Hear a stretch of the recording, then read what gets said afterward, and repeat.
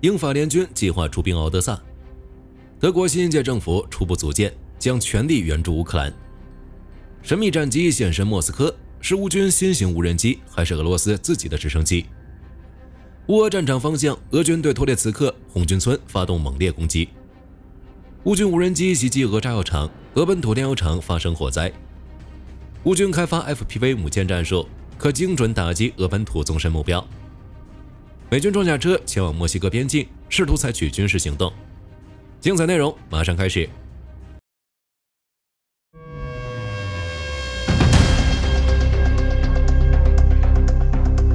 4月10日，英国与法国在布鲁塞尔北约总部主办自愿联盟会议，召集了大约30个国家的国防部长，商讨乌俄达成和平协议后，欧洲如何保障乌克兰的安全。这是自愿联盟国家国防部长层级的首次正式集会。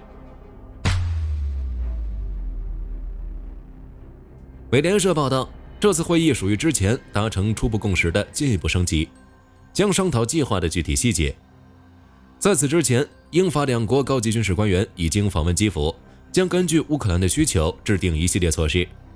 当然，具体细节方面肯定不会流出。英国国防大臣约翰·吉利在会议后表示，他不会透露正在讨论的计划细节，因为这只会让特朗普变得更聪明。不过，按照吉利的说法，自愿联盟的目标只有4个：保障天空、海上和地面安全，以及加强乌克兰武装力量。而且主要目标是协助训练和重建乌克兰武装部队，以阻止俄罗斯发动新的攻击。同时，根据欧洲真理报报道，英国正在考虑将军队在乌克兰部署5年的时间。就火力军而言，欧洲在乌克兰部署军队，就是让基辅获得一定的喘息之机。等到乌克兰恢复力量，欧洲军队就会分阶段撤离，最终撤军将在大约5年内进行。这支部队的具体组成与部署方式，火力军之前也聊过。普遍认为该部队不太可能驻扎在乌克兰与俄罗斯的边境地带，而是部署在距离停火线较远的位置，或者是一些战略要地，仅在俄罗斯发动新攻击时才会介入。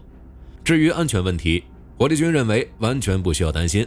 除非俄罗斯想要开启 S3 赛季，要不然不会下令对乌克兰境内的欧洲军队发动袭击。只是根据塔斯社的报道，俄罗斯外交部发言人扎哈罗娃在记者会上表示，巴黎和伦敦正在为军事干扰敖德萨做准备。按照扎哈罗娃的说法，欧洲派遣的多国维和特遣队，目的是对黑海港口进行干涉。火力军并不排除这个可能，敖德萨的确有可能成为欧洲特遣队的部署地点，毕竟该地区不属于乌俄前线，却属于乌克兰的战略城市。即使乌俄之后和谈，敖德萨也属于乌克兰，英法出兵保卫港口也可以理解。不知道俄罗斯这是在怕什么？在对乌支持上，德国站了出来，准备全力援助乌克兰。目前，德国新一届政府已经初步组建，后任总理弗里德里希·莫茨表示，欧洲可以信赖德国，德国正在迎来一个能够采取行动的强势政府。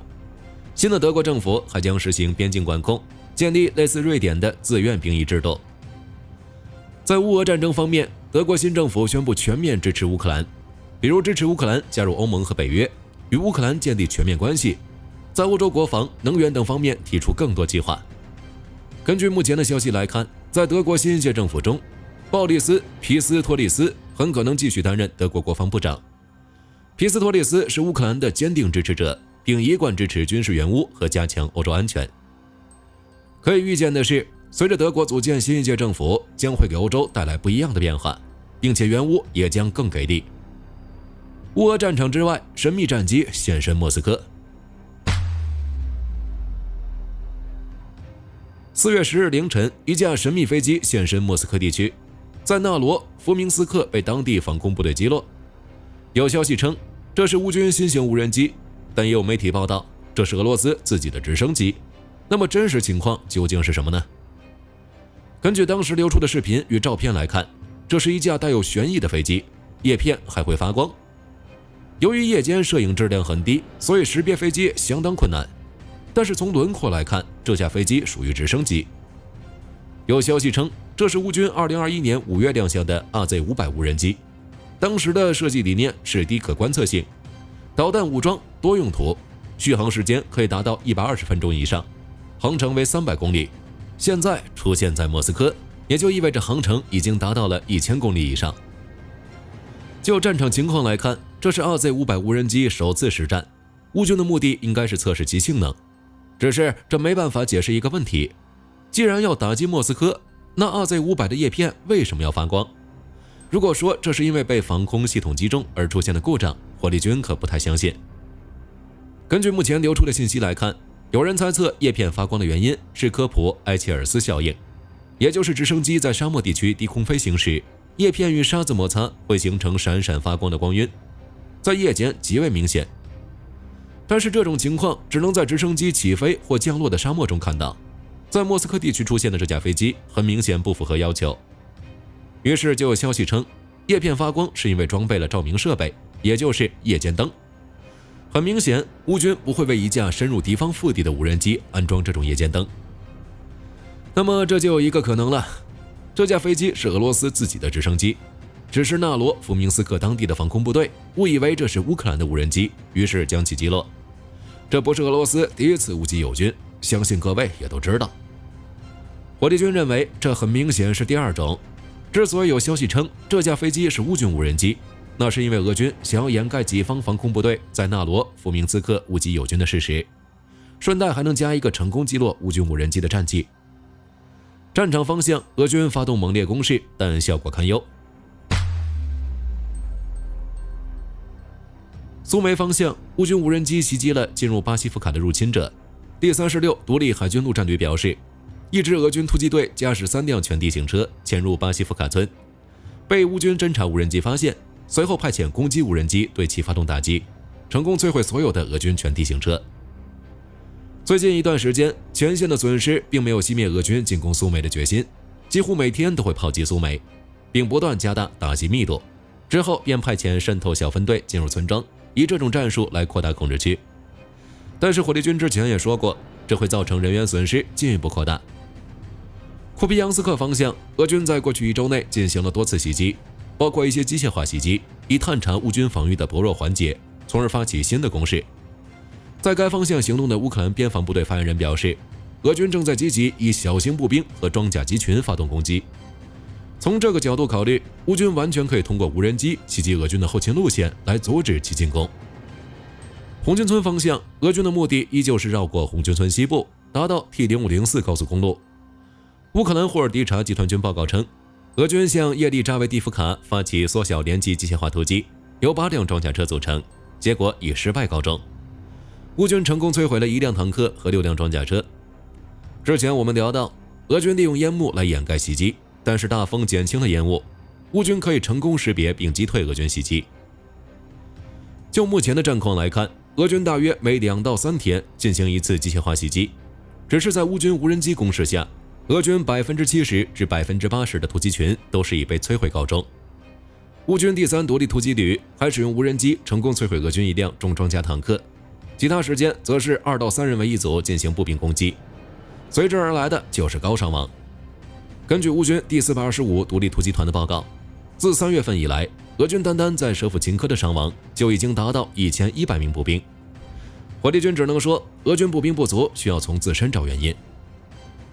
扎波罗热方向，乌军正在沿着洛布科维、斯捷波维、希尔巴基进行反击。乌军第65机械化旅的部队还成功使用无人机摧毁俄军舰石防空系统，其他几辆敌方车辆也在行动中被摧毁。赫尔松方向，乌克兰海军发言人德米特罗·普列滕丘克报告称，由于乌克兰无人机的威胁，俄军每天都在克里米亚移动黑海舰队参与军舰。没办法，其他的海军基地，比如克拉斯达诺尔边疆区索契或图阿普谢的海军基地没有足够的防护。在4月10日，俄军依旧对乌军发动大规模无人机袭击，一共发射了145架见证者与诱饵无人机，并向第聂伯罗市进行了弹道导弹袭击。既然俄罗斯不讲武德，那乌克兰也没有必要对其客气。在对俄本土袭击上，乌军无人机破坏了俄罗斯夏诺夫哥罗的地区吉尔任斯克市的斯维尔德洛夫工厂，至少有3架无人机击中了该厂，损坏了一座管道立交桥和2个车间。这不是乌军第一次对其进行袭击，早在2024年10月20日，乌军就使用16架无人机袭击该厂。斯维尔德洛夫工厂属于俄罗斯军工的重要企业，用来生产炸药。乌俄战争开始后，乌克兰就以支持破坏或威胁乌克兰领土完整、主权和独立的行动对该厂进行制裁。2023年6月23日，该工厂还受到了欧盟的制裁，美国、英国、日本和瑞士也对其进行了制裁。根据彭博社的报道，斯维尔德洛夫工厂还被列为俄罗斯为规避制裁而购买硝酸和硝酸混合物的最终接收者。这次袭击也算是从根源上打击俄罗斯躲避制裁的行为。此外，在4月10日，俄罗斯哈尔罗夫斯克边疆区共青城炼油厂发生火灾。根据报道，汽油从一根柱子泄漏并点燃，大火覆盖了大约100平方米的面积。该炼油厂是俄罗斯远东地区最大的燃料供应商，由俄罗斯石油公司运营，年产能为800万吨石油，为远东联邦区提供了超过60%的石油产品，包括汽油、柴油和船用燃料。按照俄罗斯的说法，火灾是局部的，具体原因尚未确定。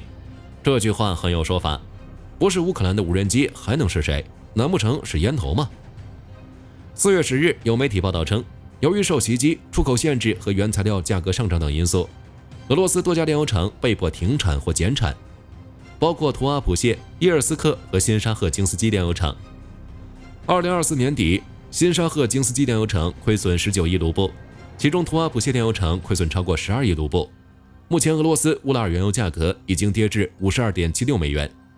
在2025年，俄罗斯的能源经济注定承受重压。乌军开发 FPV 母舰战术，可精准打击俄本土纵深目标。在无人机应用方面，乌军已经改良了一种新战术，也就是 FPV 母舰，利用较大的无人机将小型无人机运载到目标区域后释放，从而延伸打击范围与打击火力。从2024年年底开始，乌军就已经在使用该战术。根据塔斯社的报道，乌军已经使用这种方式攻击前线后方40公里的目标。乌克兰官方平台 UNITAD24 也曾展示搭载多架 FPV 的固定翼母舰。乌克兰国民卫队台风无人机单位指挥官在接受采访时表示，目前 FPV 母舰操作还处于优化阶段，将通过结合现有技术与实战反馈不断精进。从技术方面来说，这种搭载多架 FPV 的母舰比单一打击更复杂，毕竟要考虑频率干扰、多重控制等问题，并且母舰还需要担任无线电中继站，自身被击中的概率更高。目前乌军正在研究锁定能力，让 FPV 能从母舰发射后自主飞向并攻击目标。就战术来看， FPV 母舰与六代机很是类似，都是一架大型飞机带一群小弟玩。按照乌军的说法，不会使用这种 FPV 母舰去打击那些低价值目标，因为一旦失手就要损失整个系统。目前乌军展示的 FPV 母舰分为2种类型，分别是固定翼与多旋翼，二者各有优劣。多旋翼型母舰的飞行高度较低，很容易受到地面火力与电子干扰；固定翼母舰飞得高，又容易被雷达与防空系统锁定。就性能来说，这种战术的优势就是延伸攻击范围，缩短目标截获到打击的反应时间。乌军也经常使用这种方式快速部署 FPV 无人机执行空中拦截任务。只是这就需要考虑一个问题，无人机变大之后被发现的概率更高，这样做是不是有些舍本逐末？一定程度上来说，无人机的体型变大的确对生存能力有影响，所以这种战术极其考验情报，需要提前制定航线，以规避敌方的防空系统。如果在前线使用这种战术，火力军的评价会很低，但是用来打击俄本土那就很香了。就像之前说的那样，俄罗斯的面积太大，防空系统无法面面俱到，只能保护一些重要地区，这就给乌军留下了打击方向。加上欧洲的情报支持，为无人机制定一条规避俄罗斯防空系统的路线并不是很难。其次，对俄罗斯本土执行打击任务时，那些小型无人机的确很好用，但问题在于威力太小，只能依靠打击弹药库、炼油厂等地区来扩大打击威力。但使用 FPV 母舰之后，这不再是问题。等到乌军成功优化之后，如果再次袭击恩格斯基地，就能对图160、图95轰炸机造成致命打击。火力军很期待 FPV 母舰之后的表现。美国将装甲车转移墨西哥边境，考虑在墨西哥采取军事行动。目前，美国陆军正在向德克萨斯州部署50辆 M1126史崔克装甲车，增援第12步兵团第1旅、第2旅、第4步兵师史崔克战斗队，加强南部边境的部队。国防部视觉信息传播服务还发布了设备装载的镜头。根据北方司令部的要求，装甲部队将为联合特遣部队提供支持，以封锁南部边境并打击非法越境。除了史崔克装甲车之外，还包括美国陆军的 JLTV 装甲车和其他设备。在2025年1月份，美军便在美墨边境部署了500名海军陆战队士兵。3月初，史崔克战斗队也来到了边境地区，工程、侦察和通信部队也是一个不少。五角大楼计划在边境地区部署1500名士兵。按照 NBC 新闻的报道，美军在边境部署军队可不仅仅是用于巡逻。目前，特朗普政府正在考虑在墨西哥采取军事行动的可能性，以打击犯罪行为。根据日本雅虎新闻网4月8日报道，在经历1年多时间后，大阪国税局近期完成了对海上自卫队潜艇维修相关税务问题的调查。根据调查，负责潜艇维修业务的川崎重工存在未申报金额达到40亿日元，现被追缴税款与加算税共计10亿日元。目前，川崎重工已经按照要求完成申报及纳税。另外，调查还揭示了一些事情，比如日本部分防卫预算被暗中转为了账外资金。川崎重工神户工厂维修部门长期通过与下包公司进行虚假材料订单交易，类似账外资金。这些资金除了用于潜艇内部采购外，还用于购置游戏机、高尔夫用具等私人物品，另外还有饮食接待支持。据悉，该虚假交易行为已经持续了40年。与此同时，川崎重工在美国的子公司也因涉嫌逃避税负，被大阪国税局要求合并申报子公司所得，并适用防止避税的避税天堂对策税制。值得注意的是，根据日本现行法规，税务追诉最长期限为7年，已经无法对川崎重工更早时期的问题进行追缴。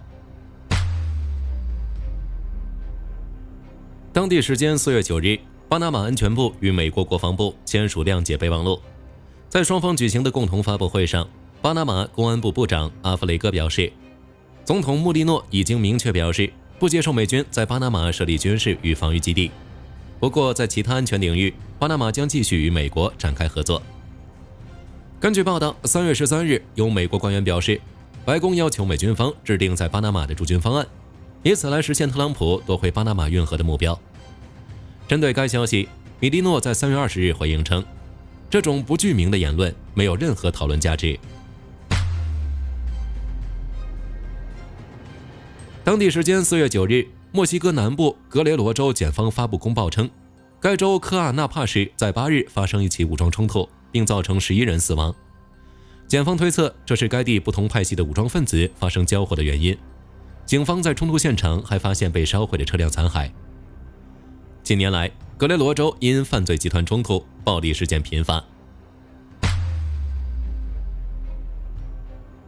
根据以色列军方消息，当地时间4月9日，一架以军无人机因技术故障在黎巴嫩境内坠毁。